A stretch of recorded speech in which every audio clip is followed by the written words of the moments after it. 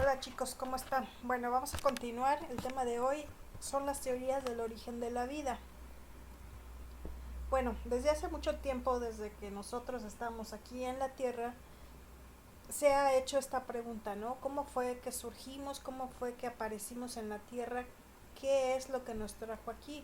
Entonces, en estas diapositivas vemos unas imágenes, ¿no? Donde hay una especie como de cavernícola, ¿no? Que se está preguntando cómo fue que llegamos aquí.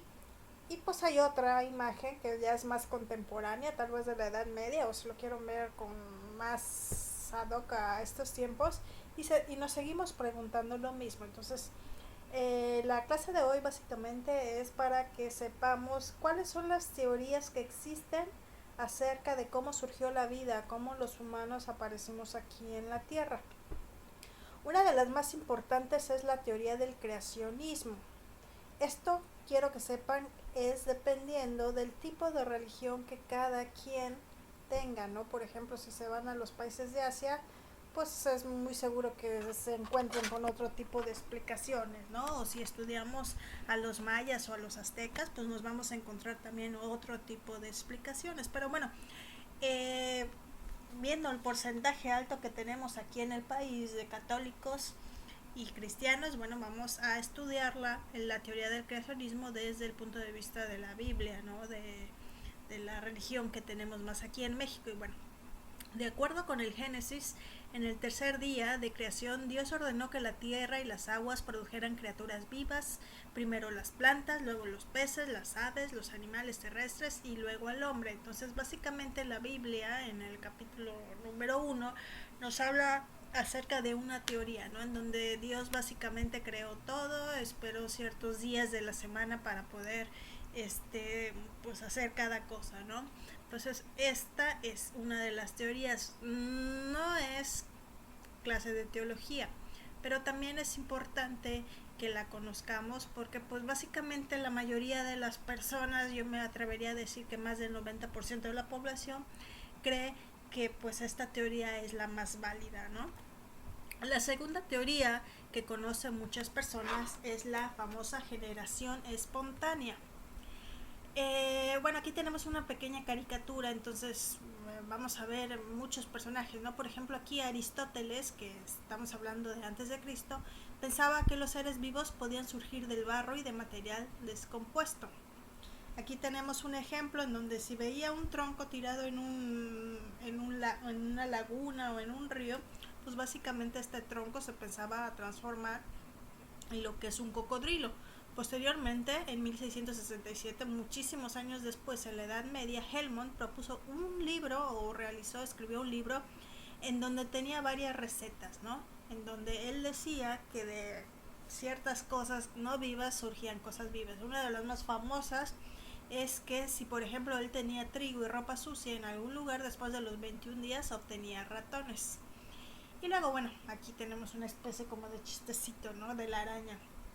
Bueno, básicamente la teoría de la generación espontánea nos dice que de las cosas no vivas, estas se transforman mágicamente y se forman en cosas vivas. Entonces, mucho tiempo esta explicación fue tomada así como lo más fuerte, ¿no? La cuestión religiosa y la generación espontánea. Ahora sabemos que pues no es verdad, no es así.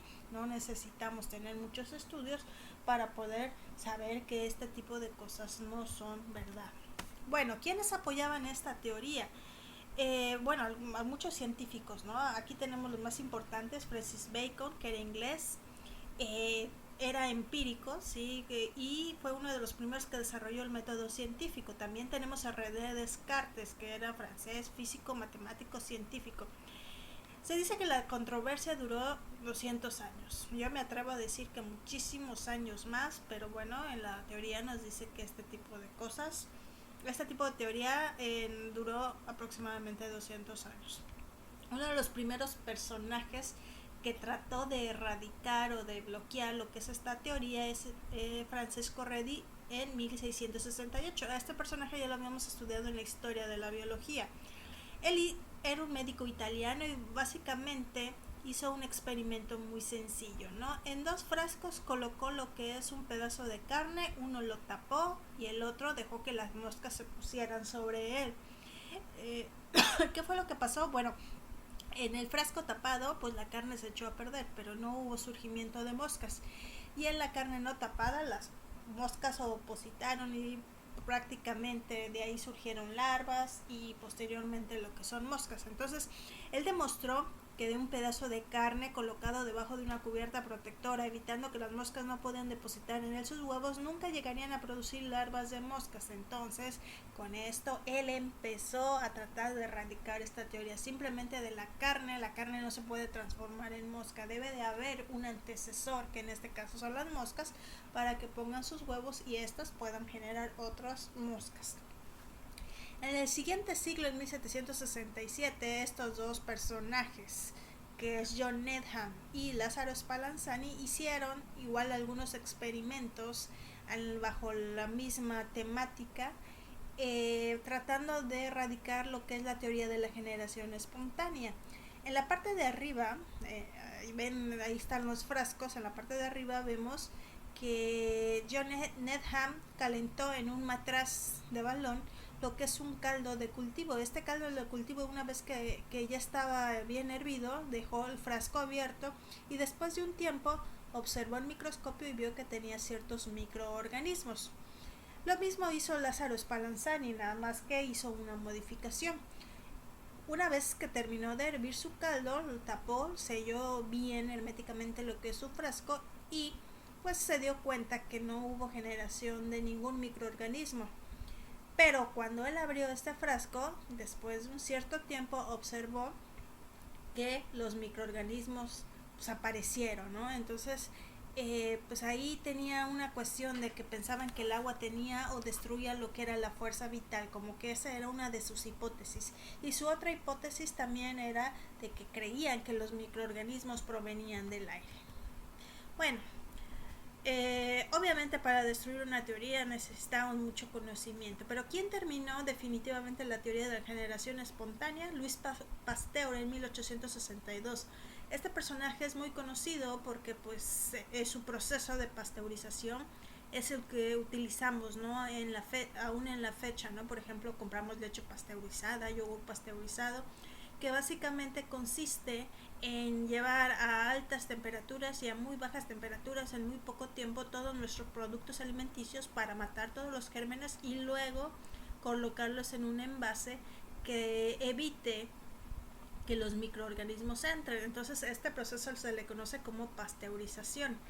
Bueno, ¿qué experimento hizo este personaje? Utilizó igual sus frascos, el matraz en balón, hizo el caldo, lo que es el caldo de cultivo, lo hirvió, pero hizo una modificación al cuello, lo calentó y lo convirtió en el famoso cuello del cisne, ¿verdad?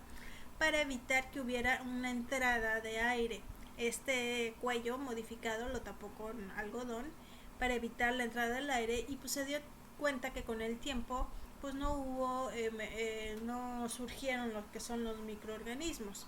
Entonces, la modificación de la tapada con algodón y la destapada de algodón, pues básicamente desarrolló una teoría, ¿no? En donde él decía que para que hubiera un ser vivo, pues es necesario un antecesor, ¿no? Entonces, Louis Pasteur en 1862 filtraba el aire por algodón y luego observaba en el microscopio que había muchos microorganismos. Es uno de los personajes que logró erradicar lo que es la teoría de la generación espontánea.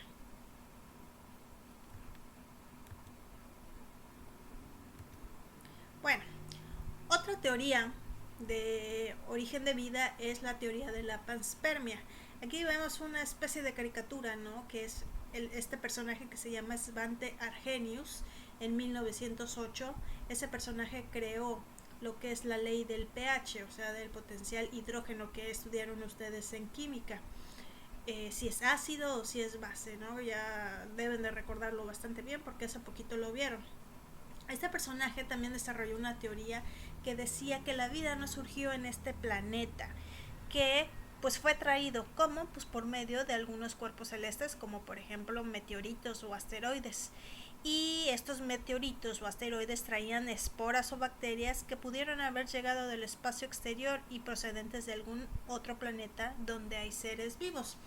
Esta teoría se ha demostrado en algunos cuerpos celestes que han llegado que sí existen bacterias que no pertenecen a ninguno de las ya identificadas aquí en el planeta. Es una teoría muy válida hasta la fecha, es una de las más fuertes, quitando la del creacionismo, pero sin embargo no nos contesta lo que es la pregunta, ¿no? Bueno, ok, supongamos que aquí no surgió la vida, pero entonces, ¿dónde surgió, no? Es otra pregunta que empieza a surgir, y si surgió en cualquier otro lugar, ¿quién logró que esa vida surgiera o cómo surgió la vida? O sea, no la resuelve, él solamente la traslada a otro planeta. Entonces, pues seguiríamos en lo mismo, ¿no? ¿Quién va a resolver este problema? Entonces, después de eso se empezaron a desarrollar otras teorías y pues básicamente todas estas teorías se les conoce como las teorías de la biogénesis. Génesis quiere decir nacimiento, perdón. La teoría es donde se afirma que la vida proviene de la vida y es la postura actual de la biología. La biología no apoya la generación espontánea, no apoya el creacionismo. Pero bueno, entonces la pregunta es, ¿siempre ha existido la vida en este planeta? Otra de las teorías actuales o más conocidas es la teoría del estado continuo. Esta teoría nos dice que el universo siempre ha existido, que siempre ha sido igual, que nunca ha tenido principio y nunca ha tenido final, siempre ha sido infinito. Es estado y es tiempo. Esta teoría la desarrollaron en 1948 estos dos personajes, Hermann Bondi y Thomas Gold, y sucesivamente ampliada por Fred Hoyle, según la cual el universo siempre ha existido y siempre existirá. Bueno, es como una teoría como que no muy pensante, solamente la desarrollaron y pues hay algunos científicos que la apoyan. Otra de las teorías es la teoría del Big Bang, que fue desarrollado por Hubble y algunos otros científicos también, ¿no? Para poderla desarrollar utilizaron lo que es un electroscopio, que es muy parecido a un telescopio, pero con una pistolita o una lámpara láser, ¿no? ¿Qué era lo que hizo este personaje con el electroscopio? Bueno, básicamente a los cuerpos celestes los observaba y les lanzaba lo que era un rayo láser. Si este rayo láser regresaba, había una refracción, regresaba de color azul, él determinaba que este cuerpo se venía acercando hacia la Tierra. Pero si por ejemplo lanzaba el rayo y este se ponía en color rojo, bueno, él tenía la teoría en que los cuerpos se alejaban. Entonces él se dio cuenta mediante bastante tiempo de observación que todos los cuerpos celestes se iban alejando poco a poco. Entonces de ahí él determinó la teoría en que pues hubo una gran explosión y que el universo se está expandiendo constantemente. Bueno, básicamente las etapas de la gran explosión es que hubo alguna vez un núcleo compacto y muy caliente de partículas subatómicas que formaron la galaxia y la primera generación de estrellas, en cuyo interior se transformó en una reacción termonuclear de hidrógeno en helio y después en carbono, oxígeno, fósforo, nitrógeno y otros. Luego, una formación del sistema solar con elementos necesarios de la vida y 4, la etapa actual. También este personaje nos dice que el universo está en constante expansión, pero que es muy semejante como por ejemplo una liga, ¿no? Si tú estiras, agarras con tus dos manos una liga y la estiras y va a llegar un momento que, ¿qué le va a pasar? Se va a reventar, ¿no? Entonces se dice en esta teoría que no podemos estarnos expandiendo para siempre. Va a llegar un momento en que en vez de expandirnos nos vamos a contraer y por lo tanto el universo puede llegar o puede tender a desaparecer. Entonces es otra fase que no aparece en lo que es la teoría del Big Bang.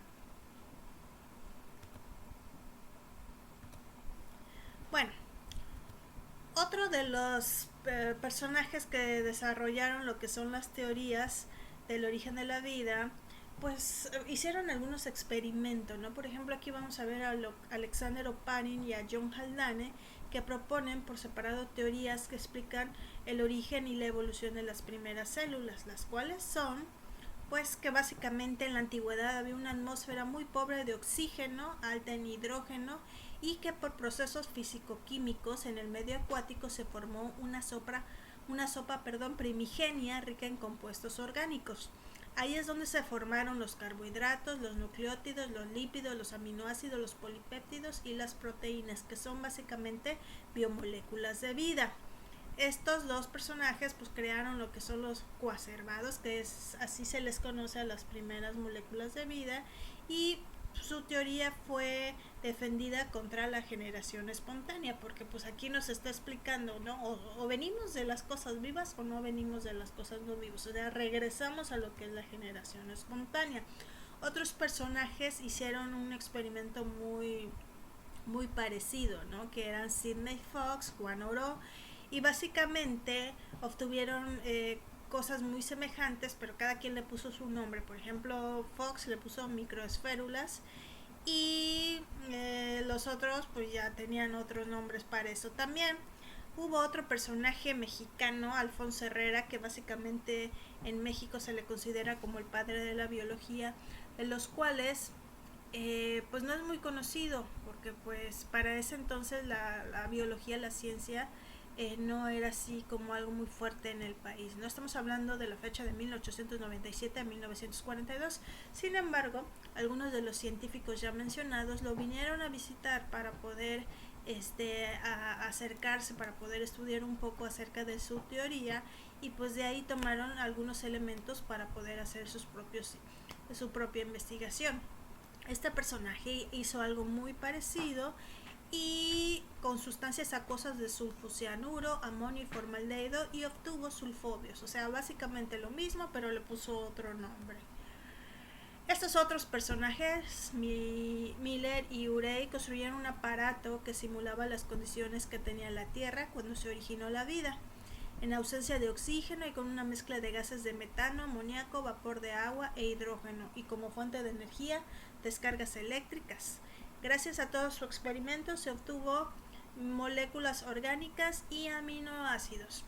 Este experimento es bastante complejo, parece muy sencillo, pero básicamente utilizaron mucho dinero para poderlo realizar, mucho tiempo, y cada vez que lo intentaban había una pequeña explosión o básicamente quemaban lo que es todo el laboratorio. Entonces realmente no fue tan sencillo. Sin embargo, pues obtuvieron lo que son las primeras biomoléculas. Y bueno, déjenme enseñarles, porque cometí el error de ponerlo hasta al principio. Básicamente este es el experimento, ¿no? Con ciertas modificaciones. Aquí tienen dos matraces que básicamente le hicieron una modificación, pegaron. Una de las bondades del material de laboratorio es que tú lo puedes modificar o lo puedes mandar a construir conforme tú lo quieres. Y bueno, ponían a hervir lo que es agua. Tenían aquí los electrodos con que hacían chispas con mezcla de metano, que es un gas, amoníaco e hidrógeno. Tenían aquí el flujo de agua fría, ¿sí? Y con todas estas mezclas ellos obtenían aquí en este pequeño matraz de balón moléculas orgánicas que aparecieron después de algunos días. Entonces este es el experimento que les comentaba, que parece muy sencillo pero realmente no lo fue, y que con una u otra modificación los otros personajes que les mencioné, todos estos, pues básicamente hicieron, ¿no? Y bueno, ya para terminar esta actividad van a realizar un ensayo, ¿no? Como actividad de cierre, que básicamente va a constar de dos partes. Primero, van a elegir una de las teorías de las que acabamos de hablar, en la que ustedes estén de acuerdo, y una teoría en la que ustedes no están de acuerdo, y la van a contrapuntear. ¿Qué es contrapuntear? Bueno, van a defender una teoría tratando de echarle sal a la otra, pero bueno, no nada más haciendo crítica, van a hacer investigación, van a buscar en internet, van a buscar en algún libro. Y si por ejemplo existen otras teorías aparte de estas, ustedes llegan a encontrar alguna que les parezca favorable o les parezca más actual o les guste un poco más por X o por Y, la pueden utilizar. ¿Dónde vamos a poner este ensayo? Bueno, lo vamos a poner en nuestro portafolio, en nuestra carpeta de evidencias, y básicamente van a ser dos cuartillas. Si por ejemplo yo quiero utilizar la teoría Oparin contra la teoría de la generación espontánea, bueno, ¿por qué estoy de acuerdo con la generación espontánea o no estoy de acuerdo con la generación espontánea y sí con la teoría de Oparin, ¿no? ¿En qué es parecido, pero en qué sí es fuerte y en qué no? Entonces, básicamente es un análisis de postura y también acerca de qué tanto ustedes pueden desarrollar una temática. Dale, chicos. Bueno, eso es el tema de hoy. Saludos.